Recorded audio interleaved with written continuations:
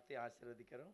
प्रभु यीशु मसीह के नाम से आप सबका हम स्वागत करते हैं, आशीष करते हैं। 12வது மாதத்திலையும் ஆண்டவருடைய பாதத்தில் நம்ம வந்து அவருக்கு நன்றி சொல்லும்படி கர்த்தர் கொடுத்த நல்ல நாளுக்காக நேரத்துக்காக ஸ்தோத்திரம். ये 12वां महीने में भी प्रभु के अनुग्रह से उसके चरणों में आकर उसको धन्यवाद देने के लिए प्रभु ने जो मौका दिया उसके लिए हम प्रभु को धन्यवाद करते கர்த்தர் நல்லவர், அவர் கிருபையும் அன்பு நிறைந்த ஆண்டவர். हैं। प्रभु भला है, वो अनुग्रह और प्रेम से भरा हुआ परमेश्वर।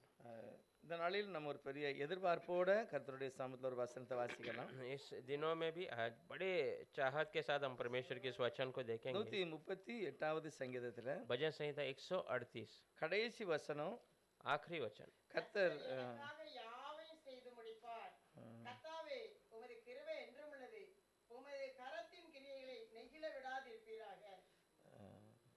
यहोवा मेरे लिए सब कुछ पूरा करेगा। हे यहोवा, तेरी करुणा सदा की है।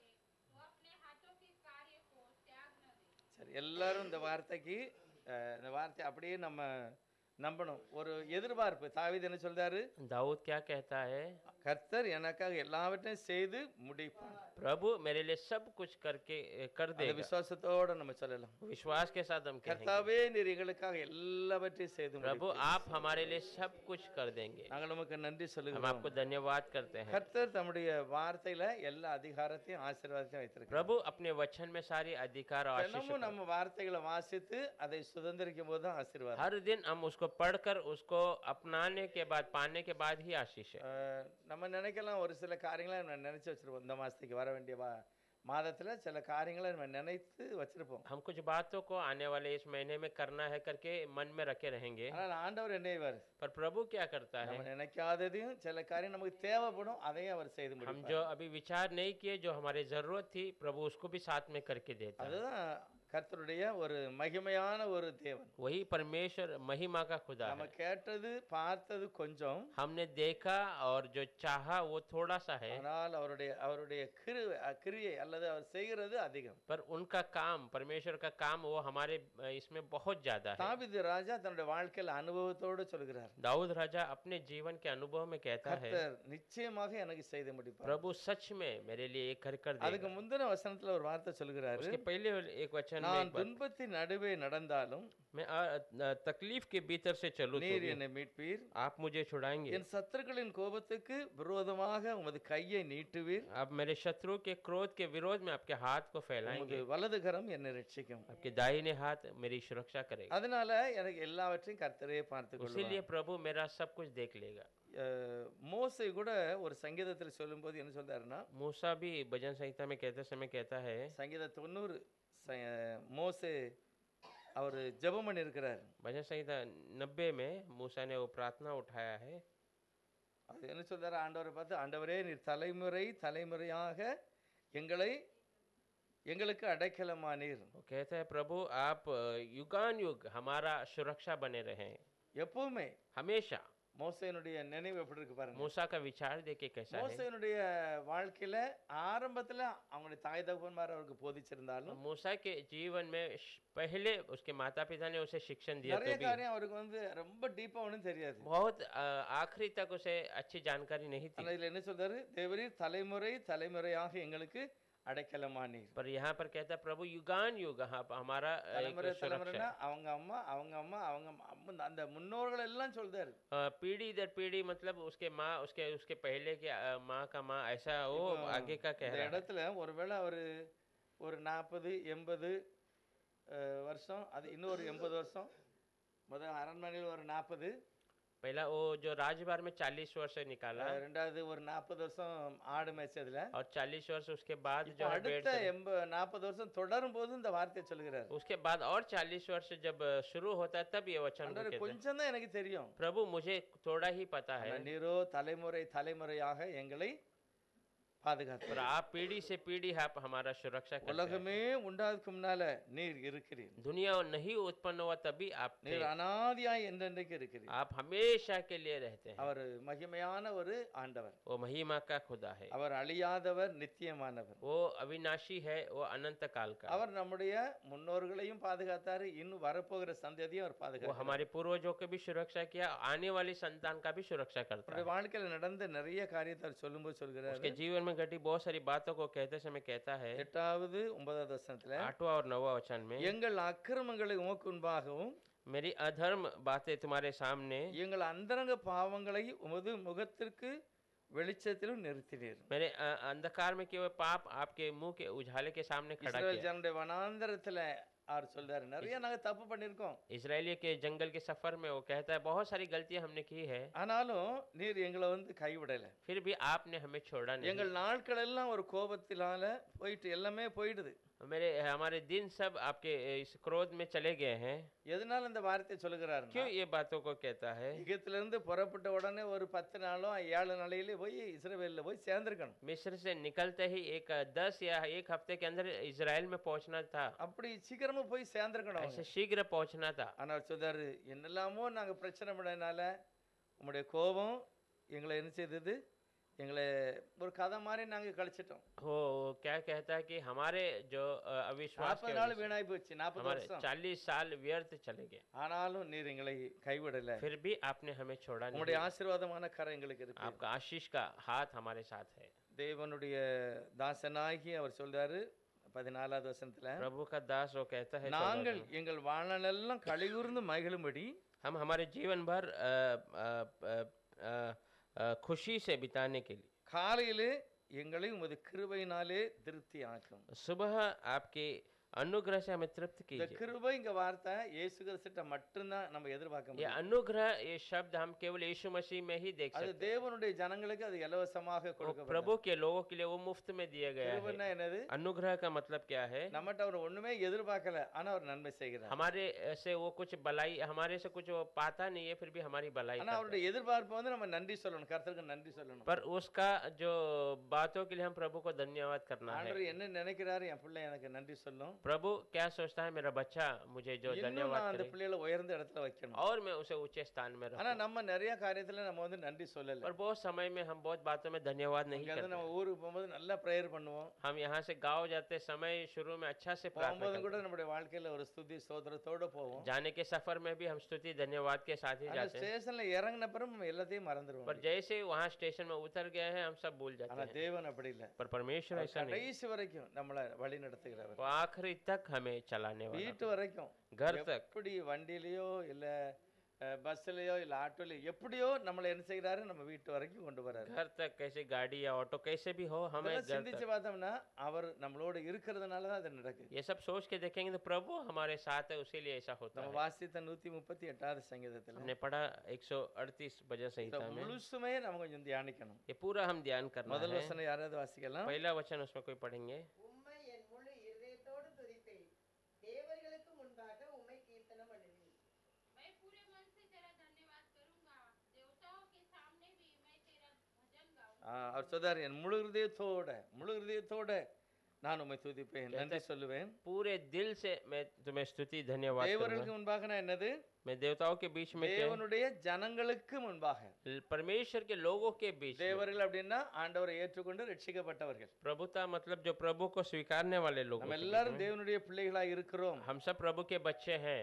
ஆண்டவர் சொல்லுகிறார், தேவனுடைய வார்த்தையை பெற்றவர்கள் தேவர்கள். परमेश्वर कहता है, परमेश्वर के वचन को जानने हुए நம்ம எல்லாரும் தேவனுடைய பிள்ளைகளாக தேவர்களாய் இருக்கிறோம். हम सब प्रभु के माने परमेश्वर के बच्चे நிறைய हैं। ஆசீர்வாதத்தை கர்த்தர் தந்திருக்கிறார். बहुत सारी आशीष है प्रभु ने हमें பெரிய दी। மகிமை என்ன தெரியுமா, ஆண்டவரை நம்புகிறது. बड़ी सी महिमा यही है कि प्रभु को जान लेना। உடனே ஆண்டவருக்கு நம்ம நன்றி சொல்லுகிறோம். तुरंत हम प्रभु को धन्यवाद அவரை करते தான் நம்ம முழுசா நம்பி हैं। இருக்கிறோம். उस पे ही हम पूरा भरोसा करते யோசித்து हैं। பார்த்தோம்னா முன்னோர்களை காட்டிலும் தேவன் அப்படிப்பட்ட நம்பிக்கையை புதிய ஏற்பாட்டில் உள்ள ஜனங்களுக்கு सोच கர்த்தர் के தருகிறார். देखेंगे, पूर्वजों से अधिक ये नए करार के लोगों को प्रभु ने बहुत सारा भरोसा காரணம் दिया। நமக்கு தேவன் நியாய பிரமாணத்தை கொடுக்கல, கிருபையின் பிரமாணத்தை தந்திருக்கிறார். कारण यही है क्योंकि प्रभु ने हमें व्यवस्था नहीं परंतु अनुग्रह दिया है। பழைய ஏற்பாட்டு காலத்துல ஏதாவது தவறு பண்ணா அவங்க எல்லாம் பயப்படுவாங்க. पुराने नियम में कोई गलत कर देंगे तो उनके अंदर एक घबराहट होता था। பிடிக்கப்பட்டா அந்த அந்த தண்டனைக்கு தகுந்த ஒரு தண்டனை கிடைக்கும், பாவத்துக்கு தகுந்த தண்டனை. पकड़े गए तो उसका पाप का जो दंड लिखा है वो उनको वो देना।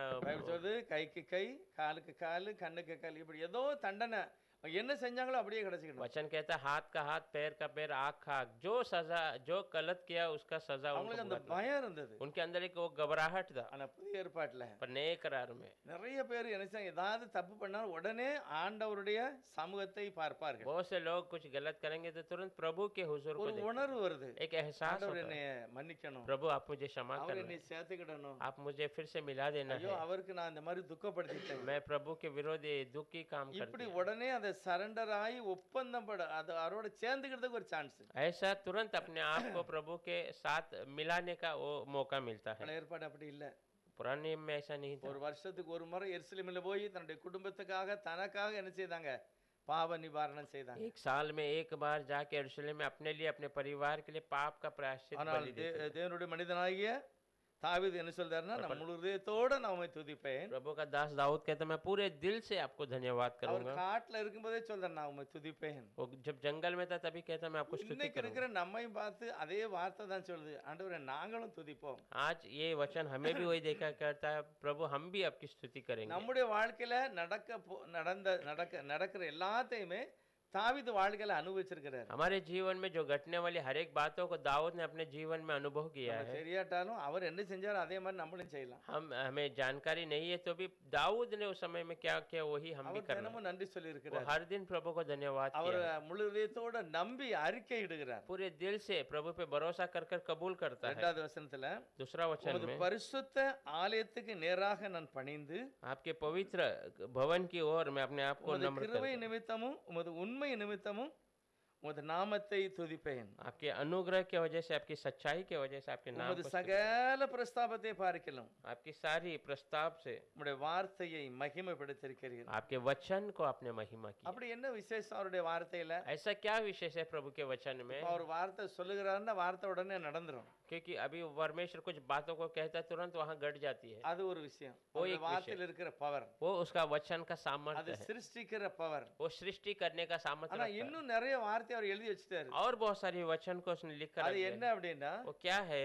பூமியின் எல்லை எங்கும் உள்ளவர்களே दुनिया के अंत तक रहने वाले என்னை நோக்கி பாருங்கள், मेरी அப்போ ரட்சிக்கப்படுவீர்கள். मेरे ओर देखो तब तुम उद्धार இப்ப पाओगे। இந்த வசனம் என்ன செய்யுது, தினமும் ஜனங்கள் வாசிக்காங்க.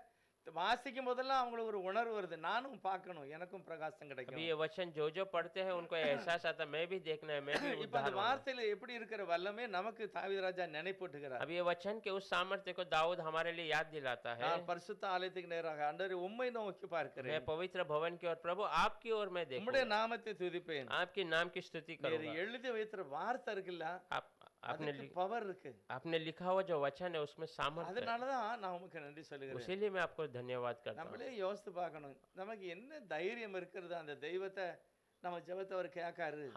हम खुद सोच के देखने हमारे अंदर ऐसा क्या धैर्य है कि हमें हमारी प्रार्थना को परमेश्वर सुनता है। எப்படி நமக்கு தெரியும்? कैसा हमें पता चलता है? வார்த்தை வாசித்ததுனாலதான். वचन हमने पढ़ा तभी நமக்கு உடனே அதுக்கு ஒரு நம்பிக்கை வருது, तुरंत हमारे अंदर एक भरोसा आता கண்டிப்பா है। கர்த்தர் என் ஜெபத்தை கேட்பார், सच में प्रभु मेरी அவர் என்னை प्रार्थना सुने, கவனிக்கிறார், वो मुझे सुनता है, எனக்கு உதவி செய்வார். मेरी मदद करेगा। அப்படிப்பட்ட வார்த்தைகளை நிறைச்சி பைபிள்ல வச்சுட்டாரு. ऐसे वचन को भर कर प्रभु ने इस कलाम में रख दिया। ஆகவே இந்த வேதாகமத்தை வாசிக்கிற எல்லாருமே அந்த ஆசீர்வாதத்தை அனுபவிக்கிறார்கள். ये बाइबल को पढ़ने वाला हर एक जन उस आशीष को अनुभव करते हैं। எவ்வளவு மகிமையான வார்த்தைகளால கர்த்தர் நிறைத்து வைத்திருக்கிறார். कितना महिमा के वचन से प्रभु ने इसे भर कर அவருடைய रखा है। கிருபையுள்ள வார்த்தை, उसका अनुग्रह का அது वचन, எல்லாமே பார்த்தோம் அப்படின்னா वो सब अगर हम देखेंगे तो சாத்தானுடைய தோல்வி, தேவ ஜனங்களுடைய வெற்றி. शैतान का हार और प्रभु के लोगों का विजय। தேவனுடைய பிள்ளைகளை யாருமே முடியாதுன்னு கர்த்தர் சொல்லவே இல்லை. प्रभु के बच्चे को किसी को वो असंभव ऐसा नहीं कहता है। எல்லாரையும் கர்த்தர் நேசிக்கிறார். सब पे प्रभु प्रेम करता है। அவருடைய வார்த்தையை வாசிக்கும் போது அல்லது கேட்கும் போது நமக்கு அது நம்பிக்கை उसके வருது. वचन को पढ़ते समय या सुनते समय हमें वो भरोसा आता நான் है। கூப்பிட்ட நாளில எனக்கு மறு உத்தரவு அருளினீர், मैंने जब पुकारा तुरंत आपने उसका उत्तर என் दिया। ஆத்மாவில பலன் தந்து என்னை தைரியப்படுத்தினீர். मेरी आत्मा में आपने बल दिया और एक धैर्य भी दिया। எத்தனை பேருக்கு கர்த்தர் அப்படிப்பட்ட தைரியம் कितने கொடுத்திருக்கிறார்? लोग को परमेश्वर ने ऐसा धैर्य दिया? திடீர்னு ஏதாவது சோகம் இல்லாம இருக்கும்போது, अचानक कुछ बीमारी में இல்ல ஏதாவது ஒரு தேவை இருக்கும்போது या कोई जरूरतों के बीच में ஒரு தைரியம் எப்படியாவது கர்த்தர் நடத்துவார். एक धैर्य होता है, प्रभु मुझे कैसे भी इसे बाहर எனக்கு निकाल। ஒரு ஆசீர்வாதம் உண்டு, எனக்கு விடுதலை இருக்கு. मुझे एक आशीष है, मुझे एक छुटकारा है। அப்படி ஒரு எண்ணத்தை வந்து ஆண்டவரே நம்ம இருதயத்துல வந்து வைக்கிறார். ऐसा एक विचार प्रभु खुद हमारे हृदय में रखता है। அவர் நல்லவர். वो भला है। தாவீது ராஜாவுடைய வாழ்க்கையில இது அனுபவத்தோட அந்த வார்த்தைகளை எல்லாம் சொல்கிறார். दाऊद राजा अपने जीवन में अनुभव के साथ इस बातों को कहता है। 4வது வசனத்துல 4 वचन में, கர்த்தாவே, பூமியின் ராஜாக்கள் எல்லாரும் உமது வாயின் வார்த்தைகளை கேட்கும்போது உம்மை துதிப்பார்கள். हे यहोवा, पृथ्वी के सब राजा तेरा धन्यवाद करेंगे, क्योंकि उन्होंने तेरे वचन को सुना है। எல்லா ராஜாக்களும் இல்ல, அநேக ராஜாக்கள் வந்து கர்த்தருடைய வார்த்தைக்கு காத்திருக்கிறார். बहुत सारी राजा जो है प्रभु के वचन के इंतजार में है। நம்ம நிறைய பேர் இன்னைக்கும் ஒரு சில முக்கிய மந்திரிகள் இருக்காங்க, आज भी बहुत सारे मुख्यमंत्री हैं, ஆண்டவரையே சார்ந்திருக்கிறவர். प्रभु पर ही निर्भर रहता है। இந்த கருணாநிதி, எம்ஜிஆர் இவங்கெல்லாம் வந்து வாழ்க்கையில ஒரு மாதிரி அவங்க இருந்தாலும் करुणानिधि, एमजर, ये लोग जो भी अपने जीवन में कैसे भी क्यों தனி ना हो, வாழ்க்கையில கர்த்தரை நோக்கி இருந்தாங்க. पर अपने अकेले के जीवन में प्रभु पे निर्भर रहते அவங்களுடைய हैं। நம்பிக்கை வந்து ஆண்டவர் மேல இருந்தது. उनका भरोसा प्रभु के ऊपर था। இன்னைக்கும் நிறைய பேர் அப்படி இருக்காங்க, आज भी बहुत सारे लोग हैं, முக்கியமானவங்க. अहम लोग, அவங்களுடைய வாழ்க்கையில கர்த்தரோட ஆசீர்வாதத்தை வந்து கண்டிப்பா வச்சிருக்கிறார். उनके जीवन में प्रभु ने एक आशीष रखा है। தினகரன்யா சொல்லுவாரு, भाई दिनकरन कहते நிறைய थे, பேர் அவருக்கு ஃபோன் பண்ணி சொல்லுவாங்களா, முக்கியமானவங்க, बहुत सारे लोग उनको फोन करके நாளைக்கு ஒரு प्रार्थना, பிரச்சனை இருக்கு, தயவு செய்து எங்களுக்காக ஜெபம் कल பண்ணுங்க. मेरी एक परेशानी है, आप उसके लिए प्रार्थना उठा लीजिए। அப்படிப்பட்ட ஒரு வாஞ்ச அந்த ஆண்டவருக்கு மேல இருந்த நம்பிக்கை, பரவசா. ऐसा एक भरोसा प्रभु के ऊपर था।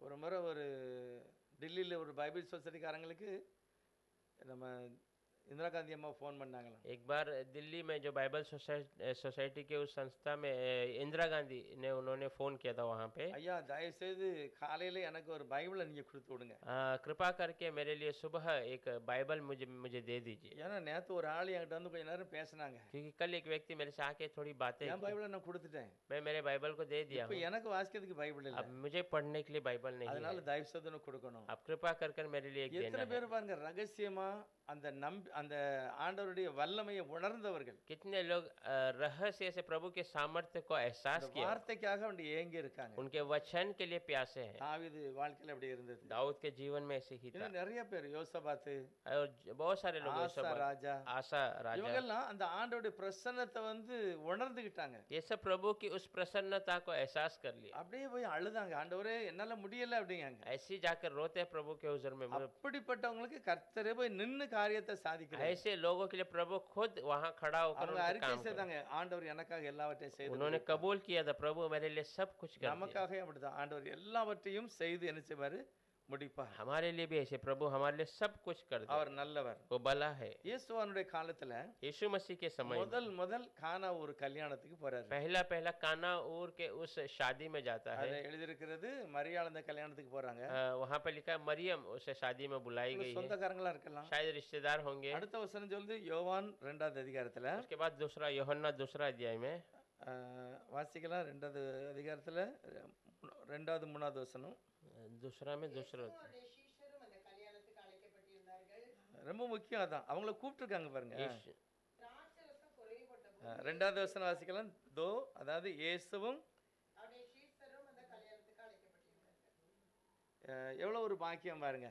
कितना बड़ा सौभाग्य है। देखिए, ஆண்டவர் வந்து அவர் ராஜாதி ராஜா, அவர் வல்லமை நிறைந்த தெய்வம். प्रभु राजाओं का राजा है, वो सामर्थ्य भरा हुआ खुदा है, அவர் சாதாரண ஒரு மனிதனை போல நடமாடுகிறாரு. वो आम एक इंसान के जैसा वो चल ஒரு रहा है। சிலருக்கு தான் என்ன தெரியுது, அவர் வந்து யார் அப்படின்னு தெரியுது. एक आध लोग को जो है पता है कि वो कौन है। எல்லாரும் என்ன நினைச்சாங்கன்னா ஒரு தீர்க்கதரிசியானவர். बहुत सारे लोग समझते थे एक भविष्यवक्ता இவர் है, தேவனுடைய ஊழியக்காரர், ये प्रभु का सेवक है, இவர் ஒரு பரிசுத்தவான். ये एक पवित्र व्यक्ति है। அப்படி நிறைய பேர் அவரை நம்பினாங்க. ऐसा बहुत लोग उन पे विश्वास ஆனா किए, ஒரு சிலருக்கு தான் ஒரு நம்பிக்கை இருந்தது, पर एक थोड़े लोगों को एक भरोसा था, மேசியா வருவாரு, मसीहा आएगा, அவர் நமக்கு ஏதாவது சொல்லுவாரு. वो हमारे कुछ बताएगा। அப்படிப்பட்ட நம்பிக்கை ஒரு சிலருக்கு இருந்திருக்கு. ऐसा भरोसा एक दूसरे लोगों को ही था, ஆனா இவங்க எப்படி அழைச்சாங்கன்னு தெரியல. पर इन लोगों ने कैसा पुकारा पता இவரு नहीं। எதுக்காக கூப்பிட்டுருப்பாங்க? किसके लिए बुलाया रहेगा? எல்லா சொந்தக்காரங்களையும் கூப்பிட்ட மாதிரி கூப்பிட்டாங்களா? सारे रिश्तेदारों को बुलाते हैं वैसे இல்ல बुलाया அவர் क्या? வந்துட்டு போனாலே ஒரு ஆசீர்வாதம். या वो आके गए तो एक आशीष है, அதுதான் நம்பிக்கை.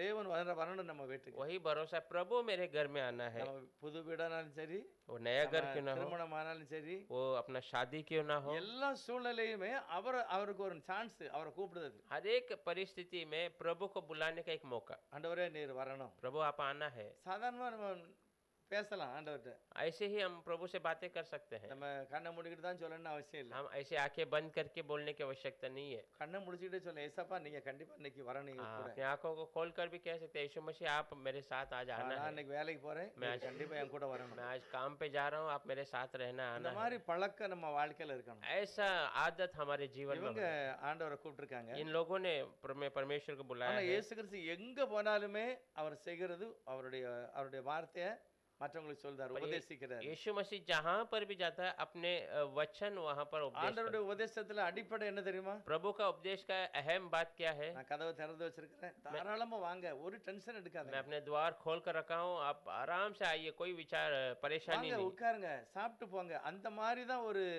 வார்த்தை ஆண்டவரிடத்துல இருந்தது. आइए आकर बैठकर खाना खा के जाइए, ऐसा ही प्रभु அந்த का மாதிரி वचन தான் बताता है। ஆண்டவருடைய பிள்ளைகள் நிறைய பேர் நடந்துக்கிட்டாங்க. ऐसे ही परमेश्वर के बच्चे लोग, बहुत सारे लोग ऐसे ही அந்த चले हैं। காலத்துல ராஜாவை சந்திக்கணும்னா என்ன செய்தாங்க? நிறைய காரியம்லாம் கொண்டு வராங்க. उस समय में राजाओं से मुलाकात करना है तो बहुत सारी बातों को இயேசுவானவர் लेकर- பிறந்த உடனே நல்ல நல்ல விலை உயர்ந்த பொருட்கள் எல்லாம் காணிக்கையா கொண்டு வராங்க. यीशु मसीह का जन्म होने के बाद बहुमूल्य वस्तुओं को जो है दान के रूप में लेके गए। அதுக்கு பிறகு யாராவது கொண்டு போனாங்களா? उसके बाद कोई लेके गए थे क्या? யாராவது இயேசுவானவருக்கு ஏதாவது கொடுத்தாங்களா? कोई यीशु मसीह को कुछ दिया है क्या?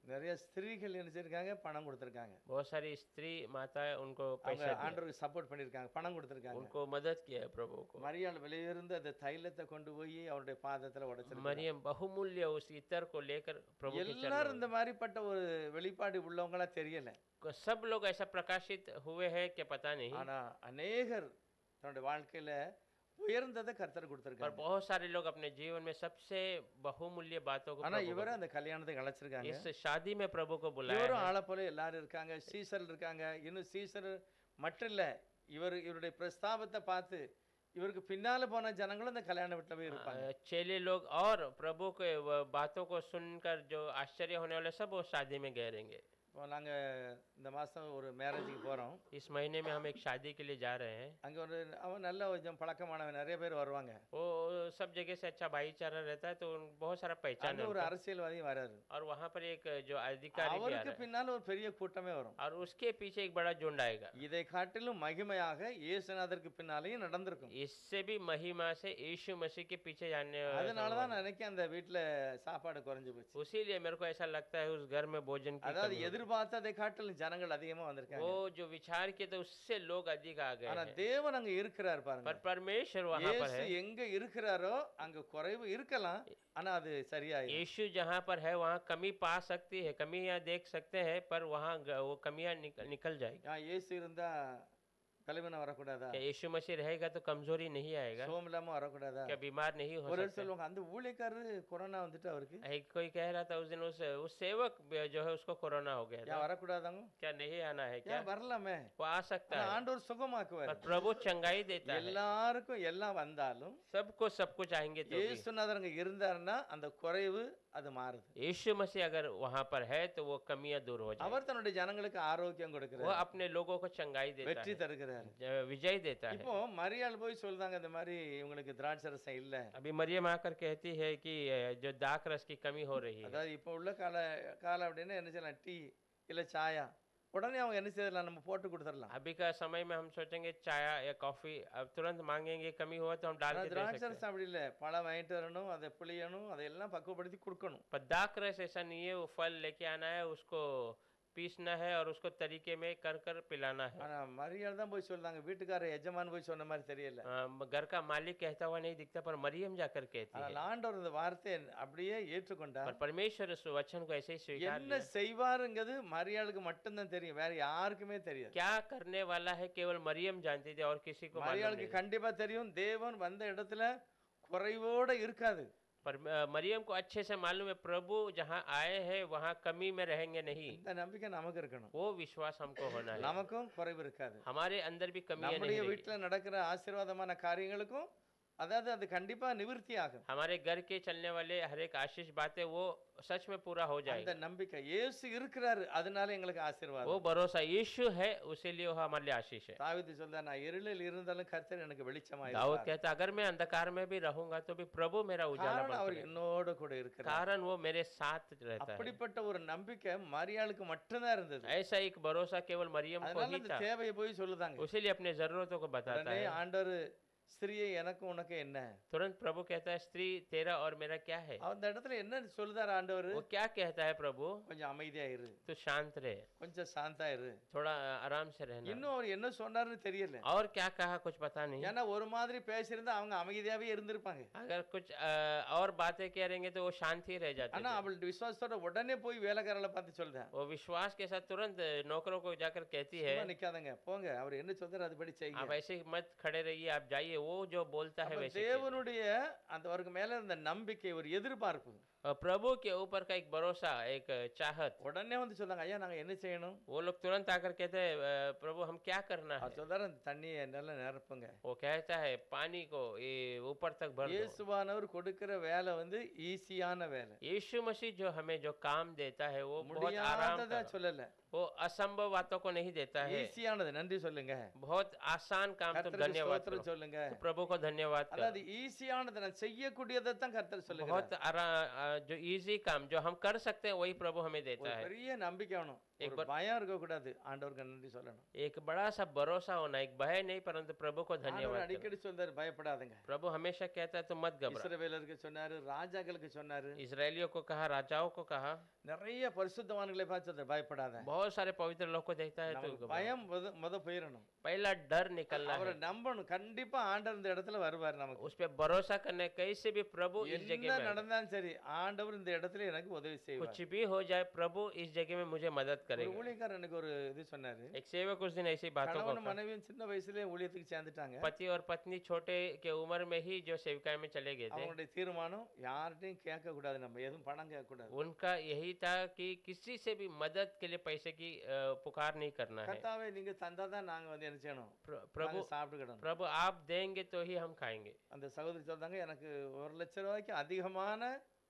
வேலை கிடைச்சது. वो बहन कहती है 1 लाख से अधिक पगार वाला जो नौकरी ஆனா मिला था। ஆண்டவர் என்னை அழைத்தார், पर प्रभु ने मुझे बुलाया, நான் அதை புரிந்து கொண்டேன். मैं उसे समझ गया, நான் கணவன்கிட்ட சொன்னேன், अपने पति से कहा, ரெண்டு பேருமே ஒரு மனதோடு ஒப்பு கொடுத்தாச்சு. दोनों एक मन के साथ ही सौंप दिया। கர்த்தரையே சார்ந்திருக்கிறார்கள். प्रभु पे निर्भर है। இன்றைக்கும் அப்படிப்பட்ட பரிசுத்தவான்கள் இந்த உலகத்துல இருக்கிறார்கள். आज भी ऐसे पवित्र लोग हैं इस दुनिया में। அவர் சொன்னார், நான் ஒரு சபையில போய் 3 நாள் கன்வென்ஷன், मैं एक कलिसिया में जाकर 3 दिन का प्रार्थना सभा था। கூட்டமெல்லாம் முடிஞ்சது, ராத்திரி प्रार्थना सभा खत्म हो गया, கூட்டம் முடிஞ்ச உடனே பிரேயர்லாம் முடிஞ்சு சாப்பாடுலாம் கொடுத்தாங்க. प्रेयर सब खत्म हुआ और भोजन दिया। பாஸ்டர் ஐயா ஒரு கவர் எனக்கு தந்தாரு. पास्टर जी ने एक कवर मुझे दे दिया था। அப்படியே நான் வாங்கி ஜெபம் பண்ணி பைக்கில் मैं வச்சிருக்கேன். ऐसे ही प्रार्थना कर कर उसे जेब में रख दिया। ரெண்டாவது காலையில என்னைய கொண்டு ஒரு ஆளு அவங்க சபையில் உள்ளவங்க கொண்டு பஸ் ஸ்டாண்ட்ல விட்டுட்டாங்க. और उसका कलिसिया का एक भाई आकर मुझे बस स्टॉप में இப்போ छोड़ நான் दिया। ஒரு ஆட்டோ ஏறணும், அப்புறம் பஸ் ஏறணும், அப்புறம் வீட்டுக்கு போகணும். अब मैं ऑटो चढ़ना है, फिर बस चढ़ना है, फिर घर पर जाना है। வந்துட்டேன்.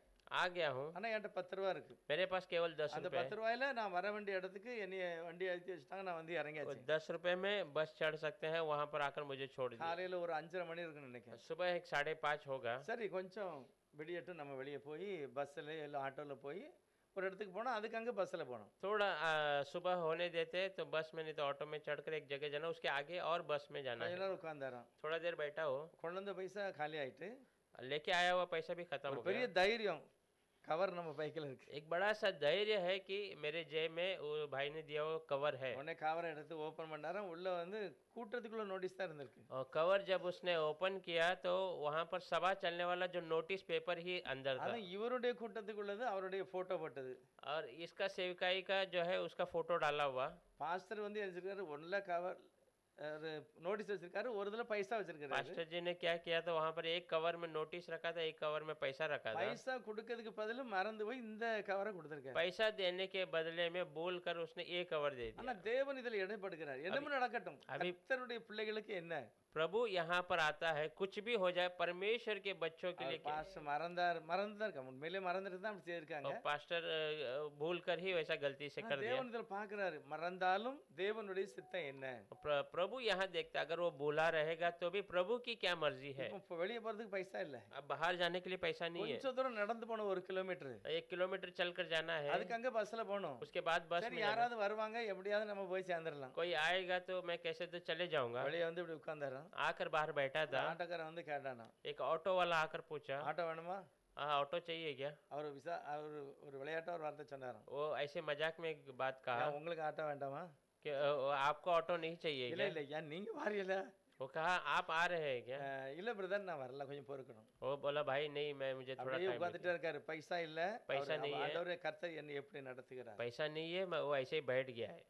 சரி கொஞ்ச நேரம் இருந்துட்டு, சரி கொஞ்சம் நடந்து போ, 1 கிலோமீட்டர் 1.5 கிலோமீட்டர் தானே, கொஞ்சம் நடந்து போய் அதுக்கு அங்க தெய்வம் எப்படி நடத்தாரோ பார்க்கலாம். वो सोचा ठीक है थोड़ा देर चल कर जाता हूँ, आगे भी बस पकड़ना। அதே वहाँ प्रभु ஆட்டோக்காரன் का மறுபடியும் வந்து ஐயா உட்காருங்க அப்படின்னு இருக்காரு. फिर भी वो ऑटो वाला वापस आया और कहा भाई आप बैठिए। இல்ல பிரதர், நான் வரல அப்படின்னு இருக்காரு. वो बोला भाई मैं नहीं आ रहा हूँ। என்னாச்சு உங்களுக்கு, என்னாச்சு? உட்காருங்க, இப்போ விட்டு கூட்டுறேன். आपको क्या हो गया, आप बैठिए, 2 मिनट में पहुंचा दूँ। இல்ல பிரதர், நான் ரிக்ஷாவுக்கு கொடுக்கக்கூடிய அளவுக்கு பைசா என்கிட்ட இல்ல, நான் வரல.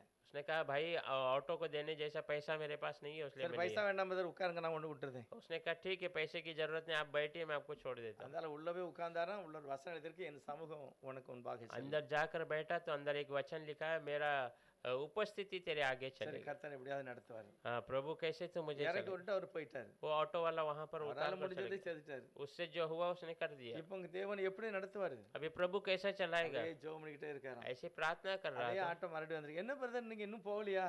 वो ऑटो वाला वापस आया और कहा भाई अभी तक आप गए नहीं। இல்ல பிரதர் போகணும்.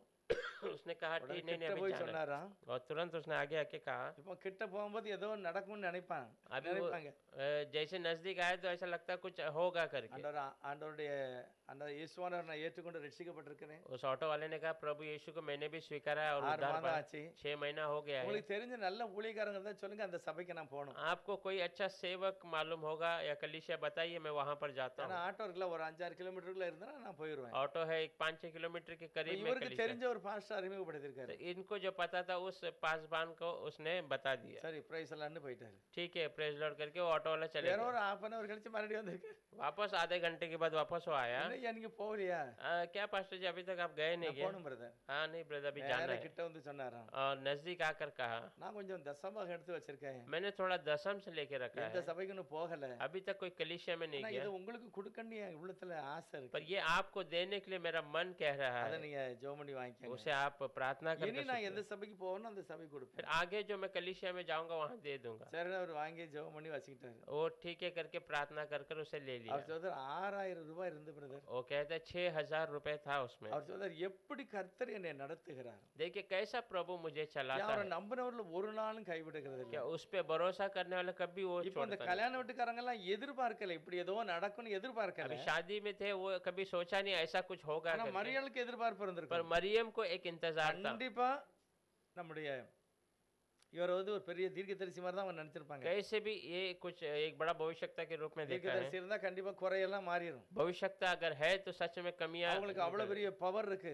उनके अंदर उतना அப்படிப்பட்ட सामर्थ्य है। எதிர்பார்ப்பு தான் மரியாள்கிட்ட இருந்தது. ऐसा विचार मरियम के अंदर அதனால था। தான் அவர் என்ன சொன்னாரு அப்படி செய்யுங்க. इसलिए उसने कहा जो वो कहता है वैसे பழைய करना। பாடல ஒரு தீர்க்கதரிசியோட வாழ்க்கையில அப்படிதான் நடந்து நிறைய பேருக்கு. पुराने नियम के भविष्यताओं के जीवन में ऐसी बहुत बात हुई है। என்னெல்லாம் நடந்து பழைய ஏற்பாட்டுல पुराने नियम में क्या क्या हुआ है। குஷ்டரோகம் தானே 7 முறை முழுகிட்டு போப்பா சரியாயிரும். हाँ कोड़ी बीमारी है ना तो 7 बार उस पानी में डूब कर निकल அப்படியே जाओ। நடந்தது பாருங்க. ऐसे ही हो गया अच्छा हो गया। அப்படிதான் ஏதோ நடக்கும் அப்படிங்கிற எதிர்பார்ப்பு அவங்களுக்கு இருந்தது. ऐसे ही होगा करके एक इंतजार இயேசு उसको ஒரு था। தீர்க்கதரிசி, यीशु एक இயேசு भविष्यता ஒரு है। மேசியா, यीशु एक அவர் मसीहा है। என்ன சொன்னாலுமே நடக்கும். वो जो भी कहेगा हो जाएगा। அந்த நம்பிக்கை மரியாள்கிட்ட இருந்தது. वो भरोसा मरियम के இன்னைக்கு अंदर था। நமக்கு அதை விட அதிகமா இருக்கணும். आज उससे अधिक भरोसा हमें என்ன होना है। நடந்தாலும் சரி அவர் எனக்காக இந்த காரியத்தை செய்து முடிப்பார். कुछ भी हो जाए प्रभु मेरे लिए इस काम को कर दे। அந்த நம்பிக்கை ये भरोसा எல்லா காரியத்தையும் எனக்கு செய்து முடிப்பார். सारी कामों को मेरे लिए அப்படியே कर दे। போட்டு டென்ஷன் படக்கூடாது. ऐसे ही उसका भी चिंता नहीं करना। அதாவது அந்த நம்பிக்கை நமக்கு இருக்கணும். वो भरोसा होना है। அதுக்காக நம்ம காத்திருக்கணும். उसके इंतजार में हम रहना है। பைபிள்ல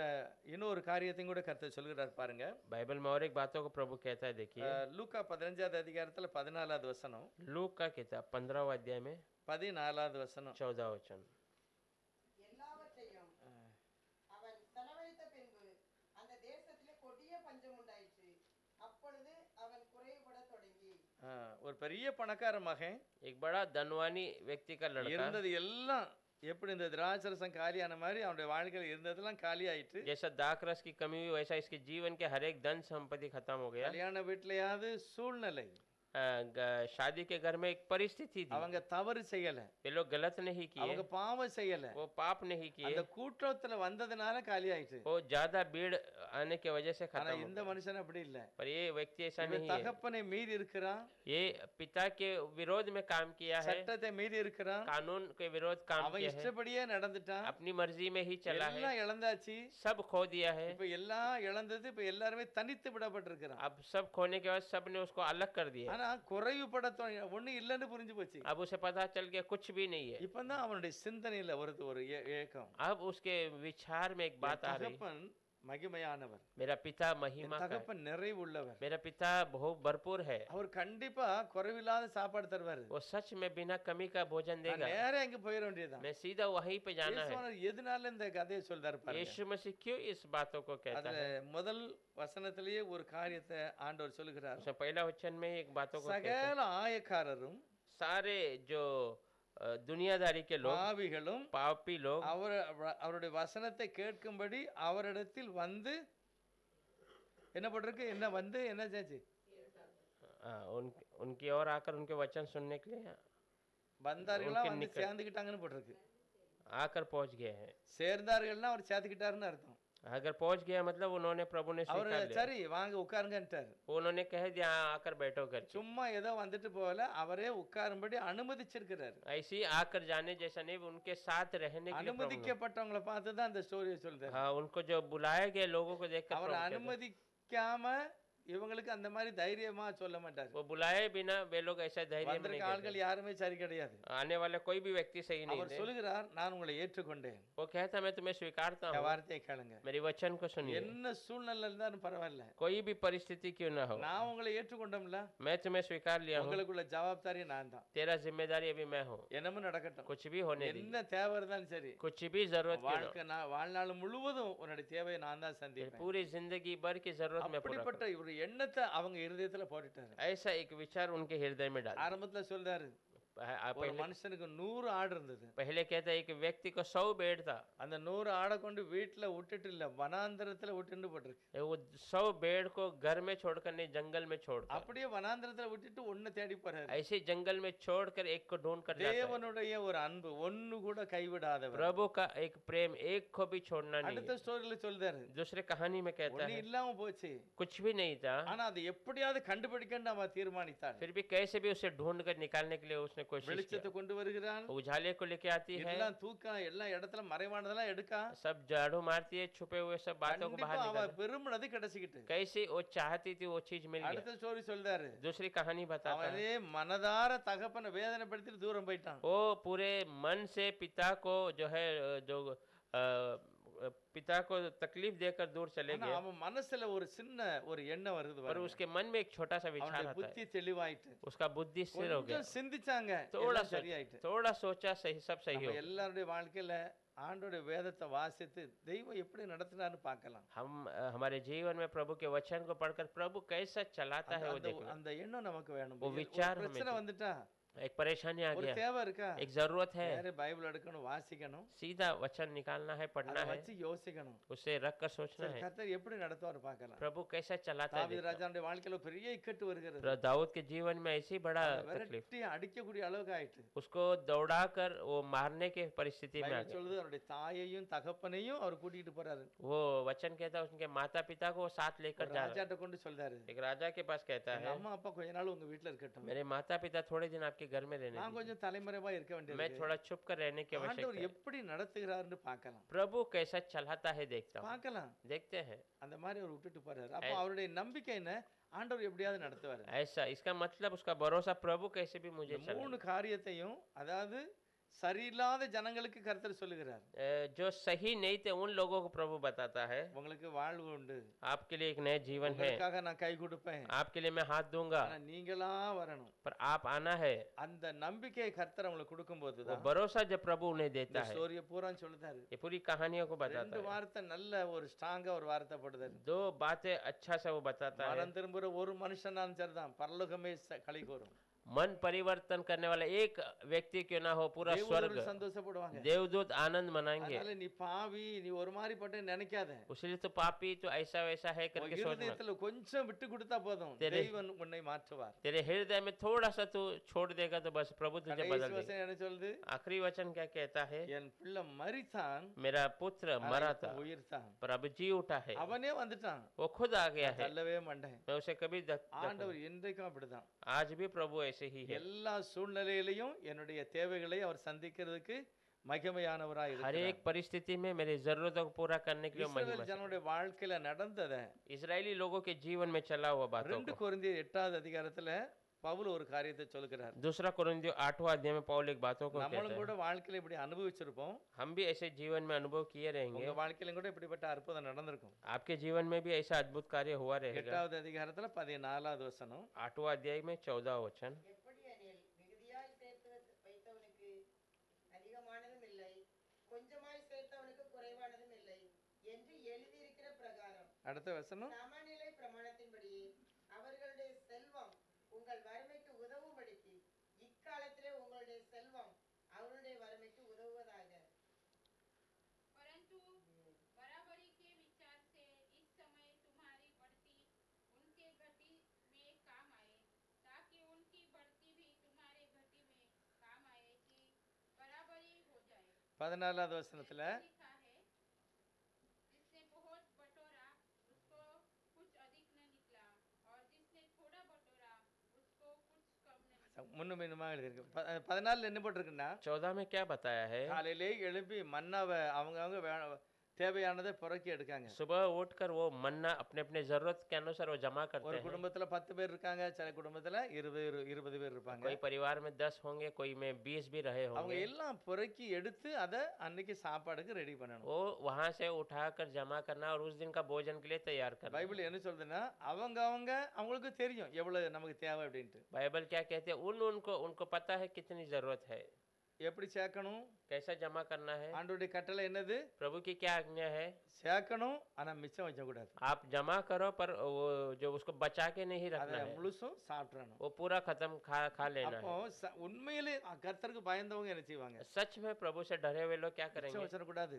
हाँ, उसको बाकी नहीं रखना है। கொஞ்சம் நம்ம வயிறு பசி இருந்தாலும் பரவாயில்ல, நம்ம வேஸ்ட் ஆக்கிட கூடாது. थोड़ा हम अगर भूख रहेगा तो भी चलेगा, கட்டளை मगर மீறக்கூடாது. हम आज्ञा का उल्लंघन அதனால नहीं करना। எவ்வளவு தேவையோ அதை பயபக்தியோட எடுத்திருக்காங்க. ஏன்னா மீதி வரக்கூடாது பாருங்க. जितना जरूरत है उसको पूरे भक्ति के साथ उतना ही அந்த लेते थे। பயம், கர்த்தருக்கு பயப்படும் பயம். परमेश्वर के प्रति भय। நம்ம மன்னாவை பறக்கணும், हम मन्ना को जमा ஆனா करना है வேஸ்ட் ஆயிடக்கூடாது. पर उसको व्यर्थ नहीं करना எனக்கு है। இவ்வளவுதான் தேவை அப்படின்னு கரெக்டா எடுக்காங்க. मेरे को इतना ही जरूरत है करके बराबर लेता है। ஆனா அடுத்த வசனம் சொல்லுது, पर और एक वचन कहता இன்னும் ஒரு சிலர் என்ன செய்தாங்கன்னா, है, और थोड़े लोग ने क्या ஐயோ किया, நமக்கு இது காணாம போயிடக்கூடாது, हमें ये कमी नहीं होना है। கொஞ்சம் பொறுத்து அது இல்லாம போயிடும், காணாம போய் அந்த இதெல்லாம் கரைஞ்சிரும். थोड़ी देर में वो पूरा मन्ना पिघल जाएगा, இன்னும் கொஞ்சம் நம்ம எடுக்கணும் तो और थोड़ा मैं जमा அப்படின்னு करना। அளவுக்கு மீறி எடுக்காங்க. ऐसा हिसाब से अधिक वो ले ஒரு लेते हैं। ஆள் குறைய எடுத்தது பட்டினியா இருக்கணும், கொஞ்சம் பசி கொஞ்சம் என்ன செய்யணும், விட்டு கொடுக்கணும். एक जो कमी लिए है वो थोड़ा भूखा, आधे भूखा रह सकते ஆனா हैं। அதிகமா பறக்கிறவருக்கு மிச்சம் வந்துட்டா தண்டனை கிடைக்கும். पर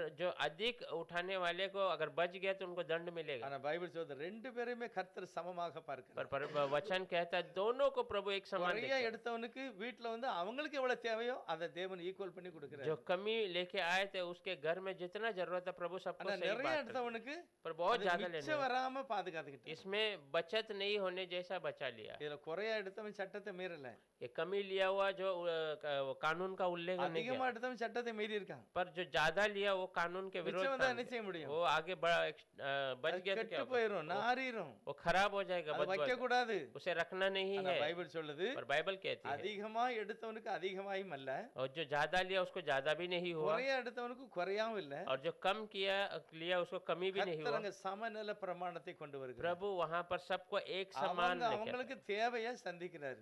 उसके जरूरतों को पूरा करता है। நமக்கு நம்பிக்கை இருக்கா? நமக்கு இது வரைக்கும் நமக்கு தேவையானதெல்லாம் சந்திச்சுட்டு हमें भरोसा है कि अभी तक प्रभु ने हमारी जरूरत सब पूरा किया है। எது பணமானாலும் சரி, पैसा क्यों ना சுகமானாலும் हो, சரி, ये चंगाई क्यों ना हो, எனக்கு எது வேணுமோ அதை தந்திருக்கிறார். मुझे जो जरूरत है प्रभु उसे दिया அந்த है। நிறைவானது தேவனுடைய சமநில பிரமாணம். और प्रभु का वो सही समानता।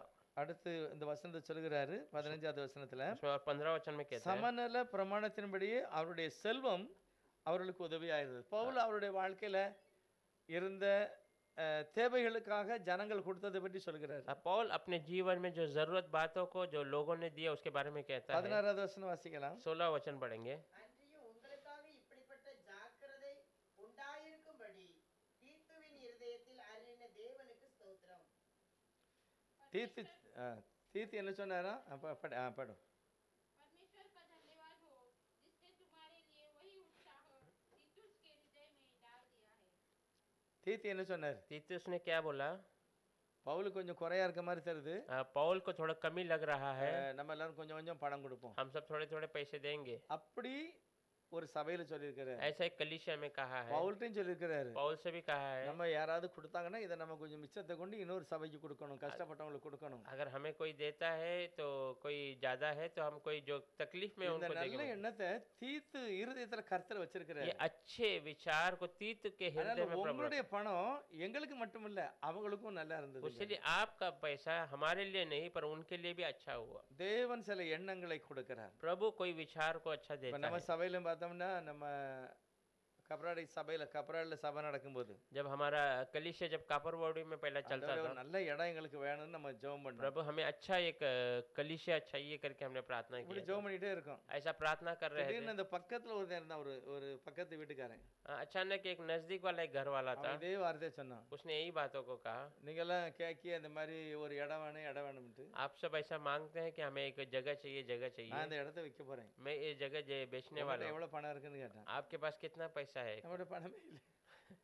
हमारे पास पैसा नहीं था। அப்பதான் துறராஜ் பிரதர் சொன்னாரு. तब जोरराज भाई ने कहा था, சொல்லு சரிதானே பிரதர், वो भाई तो सही कह रहा है, கொஞ்சம் கொஞ்சம் சேப்பமே, हम थोड़ा थोड़ा जमा करेंगे, எப்போ சேருதோ அப்போ எடுத்துக்கிடலாம். जब जमा होगा तब ले लेंगे। எப்படி தீத்துக்கிட்ட ஒரு எண்ணம் வருது அது மாதிரி தான் துறராஜ் சொன்னாரு. जैसा तीत के मन में एक बात है वैसा भाई அப்பதான் जोरराज நம்ம ने कहा। சபையில கொஞ்சம் பைசா சேர்க்க ஆரம்பிச்சோம். तब कलिसिया में थोड़े पैसे जमा करने लगे।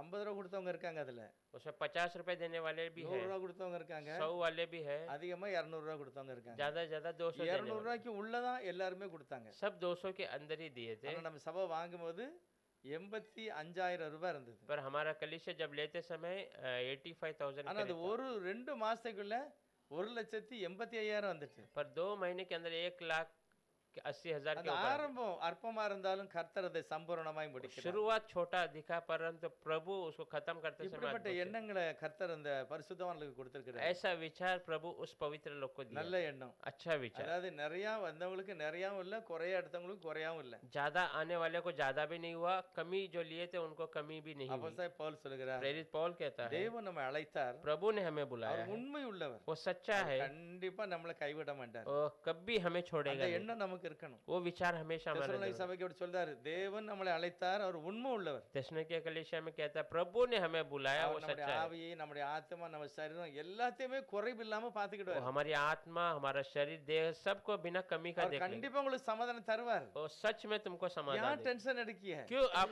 टेंशन लेते அந்த हो? மாதிரி ஒரு நல்ல நம்பிக்கையா தெசலோனிக்கே சபைக்கு சொல்றாரு. ऐसा एक अच्छा भरोसा को थिस्सलुनीके कलीसिया को அவர் बताओ। அவர்தான் கூப்பிட்டார் நம்மள. उसने ही हमें बुलाया யார் है। கைவிட்டுருவாரா? क्या वो छोड़ देगा? நிச்சயமா கைவிட மாட்டார்.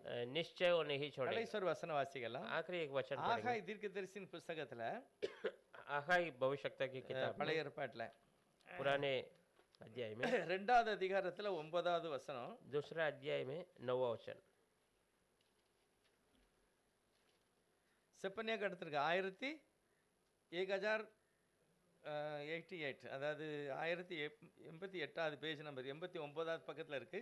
सपनिया किताब के बाद ஆகாய் தீர்க்கதரிசியில आगाही 90வது பேஜ் நம்பர் 1000 முந்தின ஆலயத்தின் மகிமை ஆ இந்த பிந்தின ஆலயத்தின் மகிமை பெரிதாய் இருக்கும் என்று சேனைகளின் கர்த்தர் சொல்கிறார்.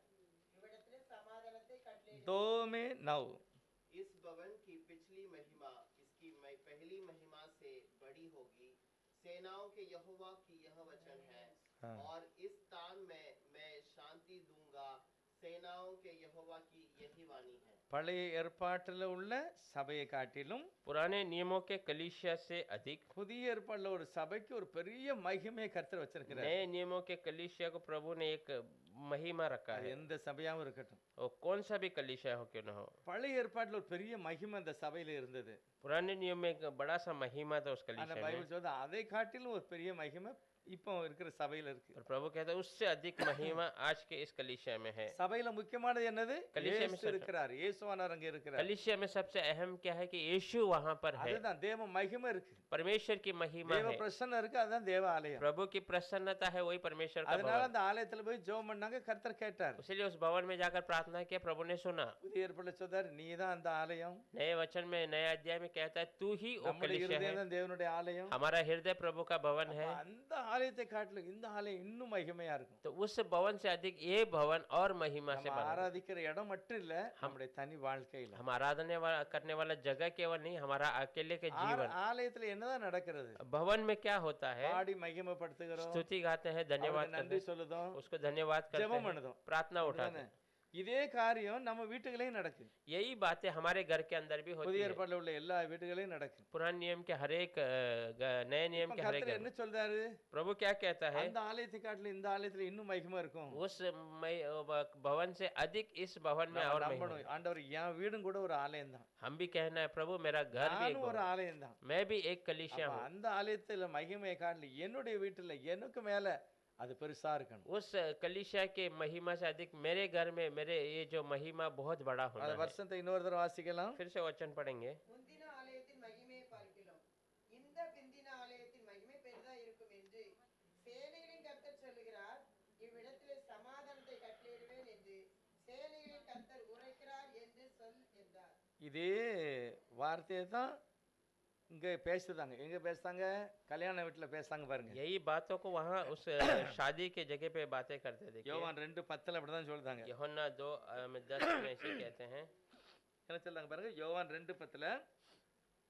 எந்த மனுஷனும் முன்பு நல்ல திராட்சரசத்தை கொடுத்து ஜனங்கள் திருப்தி அடைந்த பின்பு ருசி குறைந்ததை கொடுப்பான், நீரோ நல்ல ரசத்தை இதுவரைக்கும் வைத்திருந்தீரே என்றார். हर एक मनुष्य पहला अच्छा दाखरस देता है और जब लोग पीकर थक जाते हैं तब मध्यम देता है, परंतु तूने अच्छा दाखरस अब तक रख छोड़ा है। இது பரிசுத்த ஆவியினுடைய நிறைவு. ये पवित्र आत्मा का பழைய भरपूर ஏற்பாடுல உள்ள அபிஷேகத்தை காட்டிலும் புதிய ஏற்பாடுல உள்ள அபிஷேகம் வித்தியாசமானது. पुराने नियम के अभिषेक से अधिक नए முதல் नियम का குடிச்ச अभिषेक। திராட்சரசத்தை காட்டிலும் ரெண்டாவது குடித்த திராட்சரசம் ருசி ஜாஸ்தி. पहला जो पिया दाक रस से अधिक मीठा और अच्छापन அப்ப दूसरा இப்ப पिया நம்ம பழைய उससे। ரசம் குடிக்குமா புது ரசமா? तो अब हम नए रस पीना है कि पुराना रस? பழைய அபிஷேகமா புது अब அபிஷேகமா? पुराना अभिषेक है कि नया நம்ம अभिषेक எவ்வளவு है? பாக்கியவான்கள் हम பாருங்க. कितना धन्य है देखिए। இயேசு கொடுக்கிற ரசம் அதிக ருசியானது. यीशु जो देता है वो दाक रस बहुत எல்லாருமே मीठा சொல்றாங்க, है। ஆண்டவரே பழைய நீங்க சாதாரணத்தை லாஸ்ட்ல கொடுப்பாங்க. हाँ, सब लोग कहते हैं जो अच्छा नहीं रहता वो आखिरी में देते हैं। ஆனா நீங்களும் இவ்வளவு நேரத்துக்கு வச்சிருக்கீங்களே பழைய पर புதுசை, अभी तक आपने अच्छी वाली இதை बात முதல்ல கொடுத்துருக்கலாமே. पहले आप दे सकते थे। அப்படிப்பட்ட மகிமையான உயர்வான அந்த ரசத்தை ऐसा இயேசுநாதர் கொடுத்திருக்கிறார். महिमा और ऊंचा उस रस को यीशु मसीह ने இது दिया। அதோட முடியல, என்றைக்கும் ஆண்டவர் கொடுத்துக்கிட்டே இருக்கிறார். वो वहीं पे खत्म नहीं हुआ, आज भी प्रभु हमें वो हर தினமும் दिन நமக்கு தராரு. हर दिन वो हमें देता தாவீது है। சொல்றாரு பாருங்க, दाऊद कहता है அவர் देखिए, நல்லவர், वो भला है, கொஞ்சம் சாப்பிட்டு பாருங்க, ருசிச்சு பாருங்க, थोड़ा चख कर देखिए, அவர் நல்லவர். वो अच्छा है। கர்த்தர் எப்பொழுதுமே நல்லவர் தான். प्रभु हमेशा अच्छा है, நம்முடைய வாழ்க்கையில எப்பவுமே நல்லவர் தான். हमारे जीवन में हमेशा எல்லாரும் अच्छा है। கைகளை உயர்த்தி, सब हाथों को கர்த்தர் उठाकर நல்லவர், प्रभु अच्छा है, அவர் நல்லவர், वो अच्छा है, அவர் நல்லவர், वो भला है, அவர் எப்பொழுதுமே என் வாழ்க்கையில நன்மையே वो செய்கிறார். हमेशा मेरे जीवन में भलाई करता है। எல்லாரும் கண்களை மூடி ஜெபம் பண்ணலாம். सब अपने आंखों को बंद கர்த்தர் कर நல்லவர். प्रभु भला है।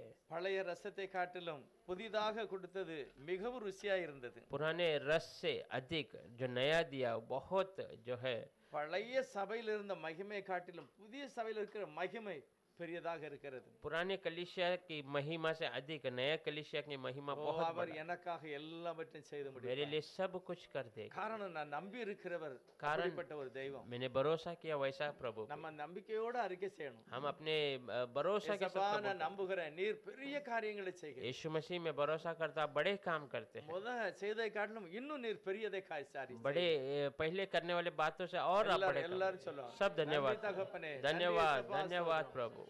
முந்தினதை காட்டிலும் பிந்தினது மகிமையா இருக்கும். पुराने से जो नया आने वाला महिमा का है, போன நாட்களை காட்டிலும் வருகிற நாட்கள் எங்களுக்கு நன்மையாக जो दिन बीत गया उससे महान आने वाला दिन நீர் रहेगा। மகிமையின் மேல் மகிமையை आप கொடுக்கிறார். महिमा के ऊपर महिमा देंगे। பவுல் சொல்லுகிறார், पौल कहता है நாம் மறுரூபத்தின் மேல் மறுரூபம் அடைகிறோம். मैं रूपांतर के ऊपर रूपांतर हो நாம் जाऊंगा। இப்பொழுது தேவனுடைய பிள்ளைகளாய் अब இருக்கிறோம். हम परमेश्वर के बच्चे இனி हैं। எப்படி இருப்போம் என்று இன்னும் வெளிப்படவில்லை. अभी और कैसे रहेंगे आगे ऐसा ஆனாலும் नहीं। கர்த்தர் வரும்போது அவர் எப்படி இருக்கிறாரோ அப்படியே நாம் फिर இருப்போம். भी प्रभु जब आएगा जैसा वो है वैसा मैं हो जाऊंगा। ஆண்டவரே, அந்த வருவதற்கு முந்தி वैसे आने के पहले ஒவ்வொரு நாளும் हर एक दिन என்னுடைய விசுவாச வாழ்க்கையில हमारे विश्वास के நாங்கள் जीवन, பேசுகிறதுல हम बातें करने என்னுடைய में, நடவடையில हमारे चाल चलन என்னுடைய में, குடும்ப வாழ்க்கையில हमारे परिवार के जीवन में, முந்தினதை காட்டிலும் பிந்தினது மகிமையாய் இருக்கட்டும். पहले से जो आखिरी वाला आने वाला महिमा அந்த होने, மகிமையை நாங்கள் காண வேண்டும். उस महिमा को हम இந்த देखना है। அதிகாலையில எங்களை நாங்கள் உமக்கு நேராக इस ஒப்புக்கொடுக்கிறோம். सुबह के समय में हम अपने आप को आपके நாங்கள் हाथों உம்முடைய में दें। வார்த்தையில உம்மை பார்க்கிறோம். हम आपके वचन में हम अपने நீர் आप को எவ்வளவு देखते हैं। மேன்மையான காரியங்களை செய்கிறீர். आप कितने बड़े आश्चर्य काम किए हैं। எல்லாரும் ஏற்றுக்கொண்டீர். सबको स्वीकार लिया, அவர்கள் उட்கார வைத்து பேசினீர். उनसे